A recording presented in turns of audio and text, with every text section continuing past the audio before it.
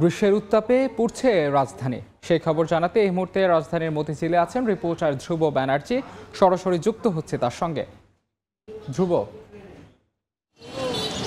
রাজধানীর তাপমাত্রা এখন প্রায় 33 ডিগ্রি সেলসিয়াস এবং আবহাওয়া অফিসের তরফ থেকে আমাদের জানানো হয়েছে আজকের তাপমাত্রা 38 থেকে 39 ডিগ্রি সেন্টিগ্রেড পর্যন্ত উঠতে পারে রাজধানীতে।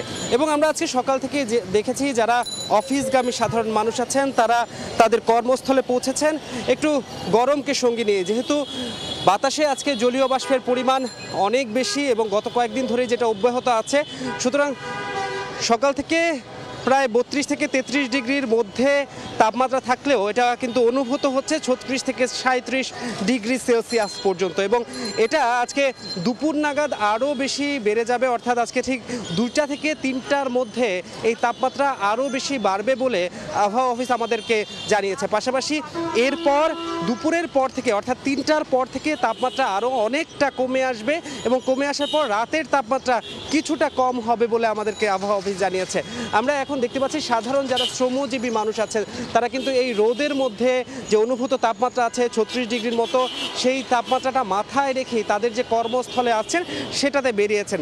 তারা আমাদেরকে জানাচ্ছিলেন যে আসলে সত্যিকার অর্থে পেটের দায়েই এই গরমের মধ্যে তাদের কাজ করতে হচ্ছে, কিন্তু কিছু কিছু জায়গায় আমরা তাদেরকে লক্ষ্য করেছি, বেশ কিছু জায়গায় যেখানে তারা মূলত ছায়া পাচ্ছেন সেখানেই দাঁড়িয়ে যাচ্ছেন এবং প্রত্যেকটি যাত্রী পরিবহনের পর একবার করে তারা বিশ্রাম নিচ্ছেন আমরা দেখতে পেয়েছি। এবং তারা বলছিলেন যে এই গরমের মধ্যে বেশি করে যাতে তারা পানি পান করতে পারেন এই ব্যাপারেও তারা সচেষ্ট আছেন। চিকিৎসকদের পক্ষ থেকে আসলে জানানো হয়েছে যে এই গরমের মধ্যে যাতে সবাই নরম কাপড় পরেন, পাশাপাশি যে সঙ্গে একটি পানি এবং যারা জরুরি কাজে বাইরে বের হয়েছেন এবং একটি ছাতা রাখা সম্ভব তাদেরকে সকলকে একটি ছাতা এবং একটি পানির বোতল রাখার জন্য কিন্তু পরামর্শ দিয়েছেন। এই মুহূর্তে যারা কর্মজীবী মানুষ আছেন তারা ইতোমধ্যেই তাদের যে কর্মস্থল সেখানে প্রবেশ করেছেন এবং শ্রমজীবী মানুষ যারা আছেন তাদের চিত্রটা এখন মূলত রাস্তায় আছে এবং তারা আমরা দেখতে পাচ্ছি সকাল থেকে রাস্তায় কিন্তু তাদের যে কর্মযজ্ঞ সেটা চলছে, কিন্তু এই গরমের মধ্যে তাদের মূলত হাঁসফাঁস অবস্থা।